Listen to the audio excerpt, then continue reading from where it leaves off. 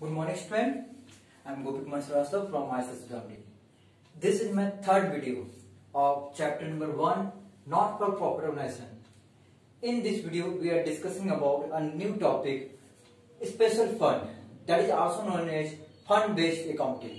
इसको हम लोग fund-based accounting भी कहते हैं और ये बहुत ही important टॉपिक है क्योंकि एग्जाम में एक क्वेश्चन यहाँ से पूछा ही जाता है जो कि 3 से 4 मार्क्स का होता है फंड बेस्ड अकाउंटिंग में।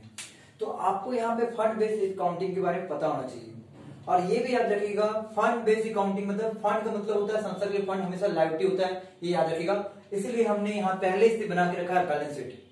मतलब यहाँ पे हम लोग पूरा क्वेश्चन को नहीं बना रहे हैं, हम लोग एक छोटा सा क्वेश्चन का ट्रीटमेंट कर रहे हैं, मतलब फंड बेस्ड अकाउंटिंग से रिलेटेड। तो आखिर फंड बेस्ड अकाउंटिंग को कैसे बनाते हैं, जैसे यहाँ पे लिखा है पहला क्वेश्चन, आप देख सकते हैं डीके का क्वेश्चन नंबर 4 है। So how will you deal with the flowing item in the final account. आप फाइनल अकाउंट में, फाइनल अकाउंट मतलब क्या है, बैलेंस शीट में आप किस प्रकार से दिखाएंगे, कब दिखाएंगे, तो 31 मार्च 2019 को। साथ में यहाँ पे ये भी लिख दें कि ये बैलेंस शीट जो है सबसे ऊपर में आप यहाँ पे लिख सकते हैं कि in the book of Chetak club Jaipur का मतलब आप ये बना रहे हैं। साथ में इंफॉर्मेशन दिया है कि मान लीजिए कोई भी संस्था है, कोई भी एनजीओ है, कोई क्लब है, अब वो किसी प्रकार का प्रोग्राम करा रहा है या किसी तरह का प्राइस फंड कलेक्ट कर रहा है, क्योंकि कोई भी प्रोग्राम करने से पहले इसको फंड कलेक्ट करना पड़ता है। देखिए संस्था के पास खुद का तो प्रॉफिट होता नहीं है, मतलब खुद तो वो कोई बिजनेस करता नहीं है, तो वो फंड को कलेक्ट करता है। चाहे मैच कराना है तो मैच फंड कलेक्ट करेगा, प्राइस बांटना है तो प्राइस फंड कलेक्ट करेगा, टूर्नामेंट करवाना है तो टूर्नामेंट फंड कराएगा। इस तरह से टूर्नामेंट फंड, प्राइस फंड, ये सब स्पेशल फंड कहलाता है। मतलब संस्था को कुछ भी करना है, कोई भी तरह का प्रोग्राम करना है, किसी तरह का एक्टिविटी करना है, वो फंड को कलेक्ट करने लगता है। तो आखिर फंड बेस्ड को हम लोग किस तरह से बनाते हैं, समझते हैं। मान लीजिए कि यहाँ पे क्वेश्चन दिया है कि प्राइस फंड जैसे 1 अप्रैल 2018 को आपने 80,000 रुपया आपको मिला है, ठीक है, मतलब आपने रिसीव किया है। फंड टोटल कितना कलेक्ट हुआ है, 80,000 रुपया फंड, मतलब लोगों से लिया गया है, मेंबर से ले सकते हैं, बाहरी लोगों से ले सकते हैं, किसी से भी ले सकते हैं। फंड आपने कलेक्ट किया, तो फंड हमेशा आपके लिए लायबिलिटी होता है, ऐसे तो कभी हो नहीं सकता। तो सबसे पहले आप क्या करेंगे, इस प्राइस फंड को आप लायबिलिटी साइड में दिखाएंगे। यहाँ पे मैंने दिखा दिया प्राइस फंड 80,000। तो यहाँ पे ये वाला हमारा काम हो गया। सबसे पहले ये करना है कि हमारा ये लायबिलिटी है तो भैया लायबिलिटी साइड में दिखाते हैं। दूसरा, interest on the price fund investment. अब समझिएगा, ये अभी हम लोग बाद में देखते हैं, इस टॉपिक को समझते हैं बाद में। पहले हम लोग देखते हैं यहाँ प्राइस फंड, ये भी बाद में देखते हैं। अगला देखते हैं हमारे पास प्राइस फंड इन्वेस्टमेंट। देखिए जो भी फंड है आप कहीं इन्वेस्ट भी कर सकते हैं।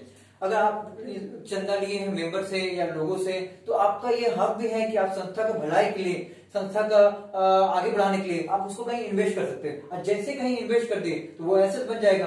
तो आपने वही पैसा को इन्वेस्ट कर दिया कहीं पे भी, जैसे कि आपने कैंटीन बना दिया, प्लेग्राउंड बना दिया, या कोई मैच फंड करवा दिया, मैच करवा दिया, किसी तरह भी कहीं इन्वेस्ट कर दिए, या बैंकों में पैसा रख दिया, कोई दिक्कत नहीं है। तो आप यहाँ पे प्राइस फंड इन्वेस्टमेंट कह सकते हैं इसको, प्राइस फंड इन्वेस्टमेंट। तो ये 60,000 रुपया आपने फंड कलेक्ट किया, 80,000 रुपया कलेक्ट किया, 60,000 रुपया आपने इन्वेस्ट कर दिया। अब इसी इन्वेस्टमेंट में ये बात तो खत्म हो गया। चलिए और देखते हैं। तो इस इन्वेस्टमेंट के कारण क्या हुआ, आपको ब्याज मिल रहा है। जैसे ब्याज, जैसे आप कहीं भी इन्वेस्ट करते हैं, जैसे बैंक में पैसा रखते हैं तो आपको ब्याज मिलता है, उसी प्रकार से आप कहीं इन्वेस्ट करते हैं, कहीं भी पैसा लगाते हैं तो आपको इंटरेस्ट मिलता है। किसमें मिला, प्राइस फंड इन्वेस्टमेंट। बट जरा सोचिएगा, ये जो इन्वेस्टमेंट है 60,000 का, ठीक है ना, तो ये फंड का ही पैसा है, मतलब फंड के कारण ही इन्वेस्टमेंट हुआ है। फंड नहीं होता तो इन्वेस्टमेंट नहीं होता। मतलब यहाँ पे ये जानेगा, अगर इन्वेस्टमेंट पे किसी प्रकार का ब्याज मिलता है तो वो फायदा है संस्था के लिए, और संस्था उसको इन्वेस्टमेंट में फिर नहीं जोड़ेगा, संस्था उसको प्राइस फंड में ही जोड़ेगा, क्योंकि प्राइस फंड का ही पैसा कहाँ किया गया था, इन्वेस्टमेंट में किया गया था। तो इस बात को याद रखिए। उसी तरह से interest on the price fund जो इन्वेस्टमेंट है वो बिल्कुल सिर्फ प्राइस फंड को ही बढ़ाएगा। तो यहाँ जो इंटरेस्ट है आप याद रखिएगा 6,000, ये हमारा प्राइस फंड को और बढ़ा देगा, तो ये हमारा हो जाएगा 86,000, ठीक है।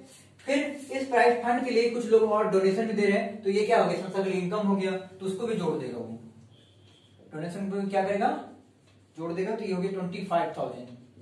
तो सब मिला के हो गया आपका 1,01,000, 84,000, और अगर में हम लोग जोड़ देंगे 25,000 तो 1,01,000 हो जाएगा। चलिए अब उसके बाद क्या करना है, आपने पहला काम करना है कि आपके पास फंड से रिलेटेड जितना भी इनकम है सबको ऐड करते जाइए, चाहे इन्वेस्टमेंट में ब्याज मिले जोड़ दीजिए, डोनेशन मिले जोड़ दीजिए।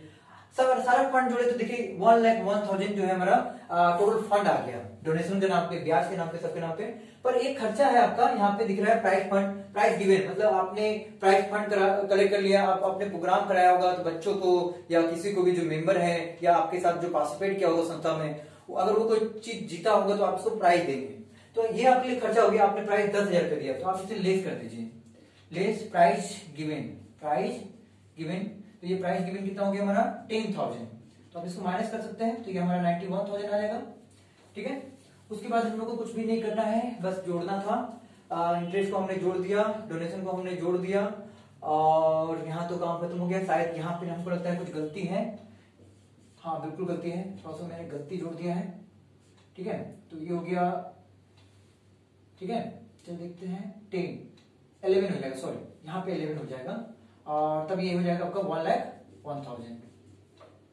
थोड़ा होता है कभी गड़बड़ी, कोई दिक्कत नहीं, मैनेज किया जाए, है ना। तो यहाँ पे आपको बताना है कि आपका पास फंड आखिर बचा कितना, तो हमारा जो फंड बचा है वो 1,01,000 बचा है। आप उसका आंसर भी चेक कर सकते हैं, हम लोग आंसर भी चेक कर लेते हैं। क्वेश्चन नंबर 4 हमारा जो आंसर है 1,01,000 ही है, और एसेट साइड में इन्वेस्टमेंट के नाम पे 60,000 रुपया है। बस इतना सा ही क्वेश्चन है, इसको फंड बेस्ड अकाउंटिंग कहते हैं हम लोग।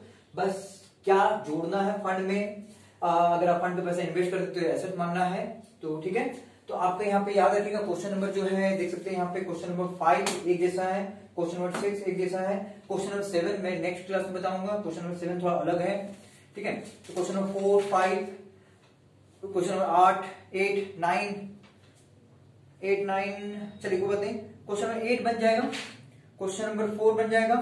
तो मैं आपको होमवर्क भी दे देता हूं, क्वेश्चन नंबर 4, 5, क्वेश्चन नंबर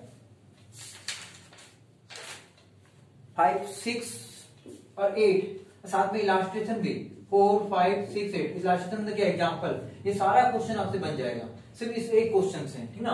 तो इस एक क्वेश्चन को अगर आप समझ गए होंगे तो आपका इतना सारा क्वेश्चन तैयार है। तो याद रखिएगा, जब भी मैं पढ़ाऊं तो आपको क्वेश्चन के साथ इलास्ट्रेशन भी बनाते जाना है। आप जितना ज्यादा बनाएंगे उतना अच्छा। तो बिल्कुल ये आपका होमवर्क है, कॉपी में तैयार करें, कॉपी चेक भी हुआ कि मैं करूंगा, ठीक है ना। So thank you, this video is completed. In the next video we discuss more about this chapter. Thank you.